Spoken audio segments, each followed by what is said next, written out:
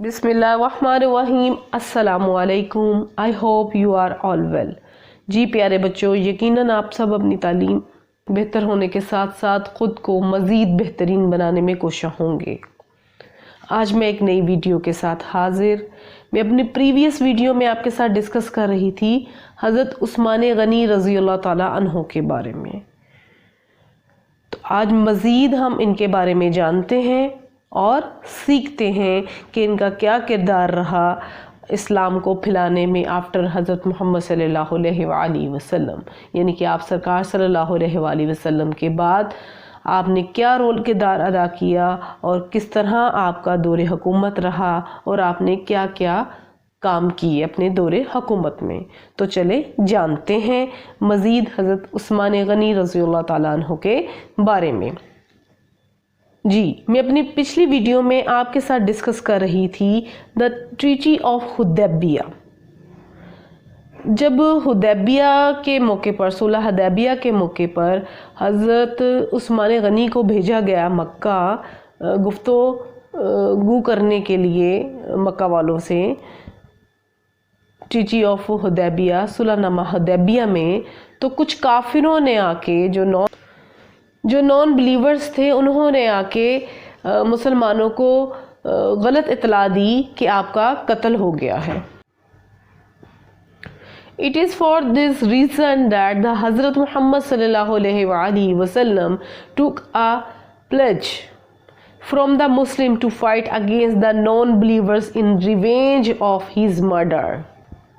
तो इस मौके पर जब मुसलमानों को इतला मिली थी मदीना में, तो आप सरकार सल्लल्लाहु अलैहि वसल्लम ने अहद किया था कि मुसलमान जो हैं वो काफिरों से इस बात का, आपके कत्ल का जो है वो बदला लेंगे।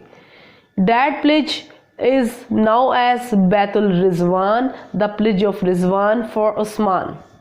ये जो अहद था ये बैतुल रिजवान के नाम से जाना जाता है। Pledge The Hazrat Muhammad sallallahu alaihi wasallam put his left hand representing Usman hand on his right hand। तो आप सरकार सल्लल्लाहु अलैहि वसल्लम ने अपना बायां हाथ हज़रत उस्मान के दाएं हाथ पर रखा और बैत ली और अहद किया। मुहाजिरीन from Mecca came to Medina. जब मक्का से मुहाजिरीन मदीना आए, they had great difficulty in getting drink water। तो उन्हें पानी पीने के असूल में बड़ी मुश्किल पेश आ रही थी। एक बहुत ही मशहूर वाक़या है कि जो कुआं था वो एक जोइश का था, यहूदी का था, और उसने मुसलमानों को पानी लेने से इनकार कर दिया था।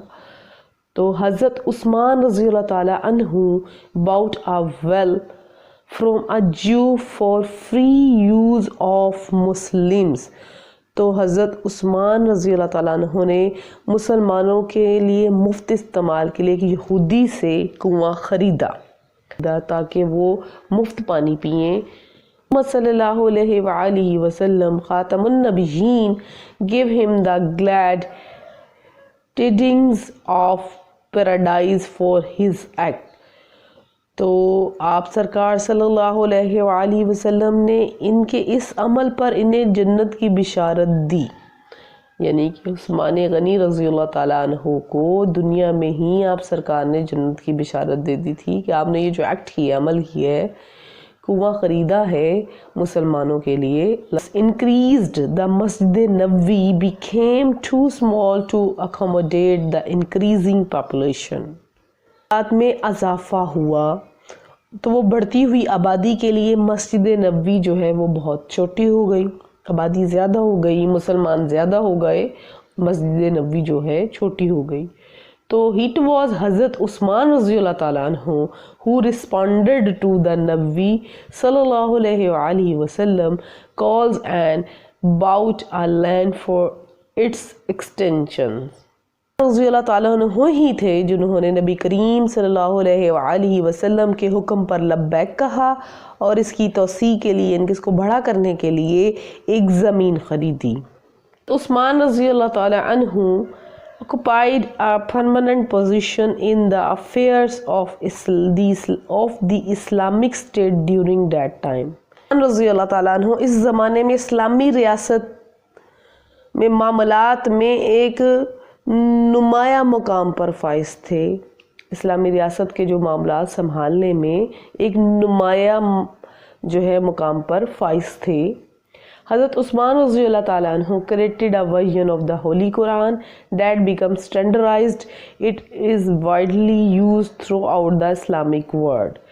جی حضرت عثمان غنی ہی کے دور میں انہوں نے جو ایک پورا قرآن پاک کا ورژن تیار کیا تھا کتاب کی صورت میں اور اس کو پورے جو ہے اسلامک ورلڈ میں پھیلایا تھا، بھیجا گیا تھا. یہ جو کام ہوا تھا یہ حضرت عثمان غنی رضی اللہ تعالیٰ عنہ کے دور میں ہوا تھا. حضرت عثمان رضی اللہ تعالیٰ عنہ constructed many masjids, roads and buildings. As the result of these reforms, prosperity came in the life of the Muslims. رضی اللہ تعالیٰ عنہ نے بہت سی مسجدیں، سڑکیں اور عمارتیں بنوائیں. ان اصلاحات کے نتیجے میں مسلمانوں کی زندگی میں خوشحالی آئی. مسلمانوں کی زندگیوں میں خوشحالی آئی، انہوں نے بہتر طریقے سے اپنا کام سر انجام دینا شروع کیا. حضرت عثمان رضی اللہ تعالیٰ عنہ took the responsibilities and one authentic copy with the seal of the Caliph to different areas of the Islamic State.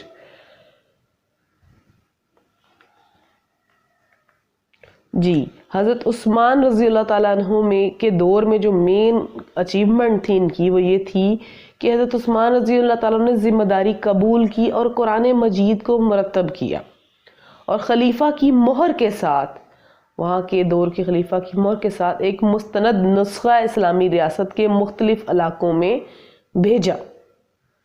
ایک پورا ورژن جو تھا مختلف علاقوں میں بھیجا اور حضرت عثمان رضی اللہ تعالیٰ عنہ نے قرآن پاک کا ایک نسخہ بنایا جو معیاری ہو گیا اور یہ پوری اسلامی دنیا میں بڑے پیمانے پر استعمال ہوتا ہے. یہ آپ رضی اللہ تعالیٰ عنہ کے دور میں ہوا یہ کام. The expansion of the Kaaba was started in the time of second Caliph Hazrat Umar رضی اللہ تعالیٰ عنہ but completed in the era of حضرت عثمان رضی اللہ تعالیٰ عنہ. کعبہ کی توسیع خلفائے ثانی یعنی کہ حضرت عمر رضی اللہ تعالیٰ عنہ کے دور میں شروع ہوئی تھی، لیکن حضرت عثمان رضی اللہ تعالیٰ عنہ کے دور میں مکمل ہوئی تھی. کعبہ کی جو کنسٹرکشن تھی، توسیع تھی. He appointed muezzin to offer azan in masjid and their salaries were given by the government. انہوں نے مسجد میں اذان دینے کے لیے مؤذن مقرر کیے اور ان کی تنخواہیں حکومت دیتی تھی. Muslim navy was established in the time of Hazrat Usman رضی اللہ تعالیٰ عنہ. جی آپ کی نالج میں مزید اضافہ ہونے جا رہا ہے کہ پہلی مسلم بحریہ حضرت عثمان رضی اللہ تعالیٰ عنہ کے دور میں قائم ہوئی تھی. حضرت عثمان رضی اللہ تعالیٰ عنہ leadership the Islamic empire expanded into force present day Iran in 650 CE and some area of Khorasan present day of Afghanistan in 651 CE. قیادت میں اسلامی سلطنت 650 عیسوی میں فارس جو موجودہ ایران ہے اور 651 عیسوی میں خراسان جو موجودہ افغانستان کے کچھ علاقوں تک پھیل گئی تھی، جو اب موجودہ افغانستان ہے اس کے کچھ علاقوں تک پھیل گئی تھی. 56 CE مدینہ. حضرت عثمان رضی اللہ تعالیٰ عنہ نے اس زمانے میں اسلامی ریاست کے اموار میں ایک نمایاں مقام فائز کیا اور آپ کی جو شہادت ہے وہ مدینہ میں 665 عیسوی میں ہوئی.